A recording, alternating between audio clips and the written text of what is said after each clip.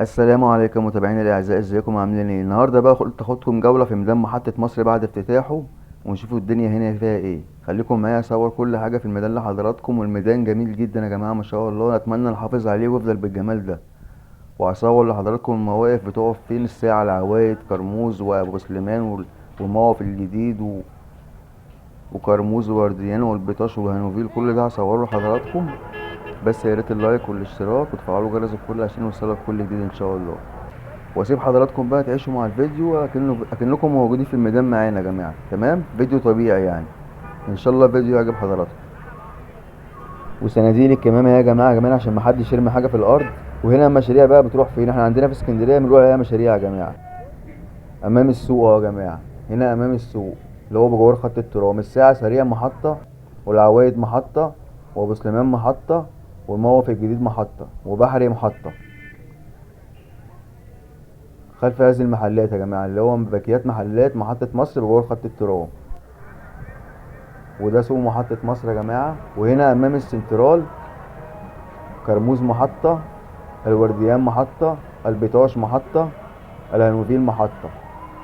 تمام، عشان حضراتكم تبقوا عارفين الدنيا هنا فيها ايه.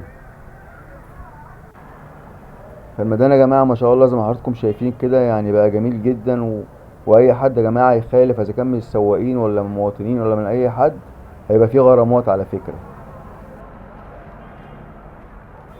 وانا يا جماعه بستأذن حضراتكم يا ريت تنزل تحت تعمل لايك على الفيديو. يعني مش عارف يا جماعه والله اللايكات قليله جدا ليه، مع ان الواحد بيتعب في الفيديوهات وبيروح يصور، وبصور لحضراتكم كل حاجه في الاسكندريه.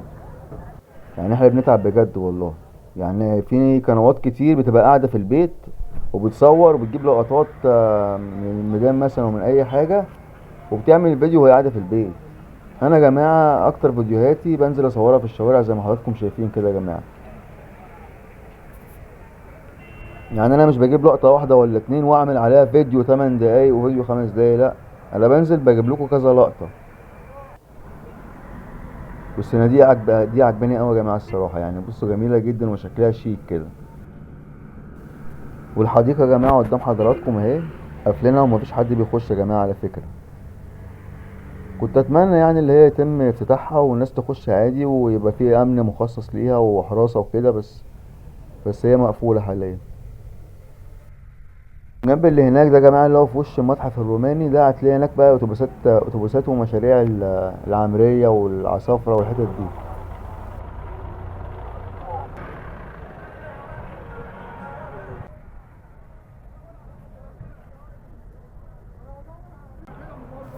وهنا يا جماعه بقى ايه، يعني السواقين بتدفع كارتة، يعني مش زي الاول. دلوقتي بقى في نظام يا جماعه وبقت حاجات رسميه، واللي هيخالف الحاجات دي بيدفع غرامات يا جماعه توصل ل1000 جنيه.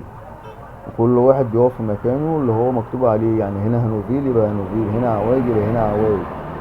يعني مش عشوائيات وخلاص يا جماعه زي الاول، لا بقى في نظام.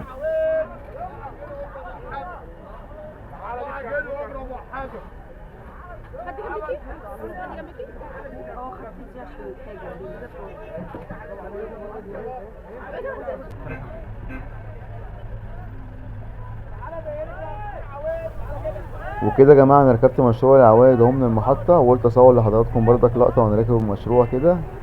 ويا رب الفيديو يكون عجب حضراتكم. ودي الكارتة يا جماعه، يعني مفيش حد بيعدي الا لما يدفع الكارتة، يا اما يبقى فيه غرامات وكده. تمام، اسيب حضراتكم بقى وان شاء الله انتظروا مني فيديو جديد. سلام، وحفظ الله مصر واهلها.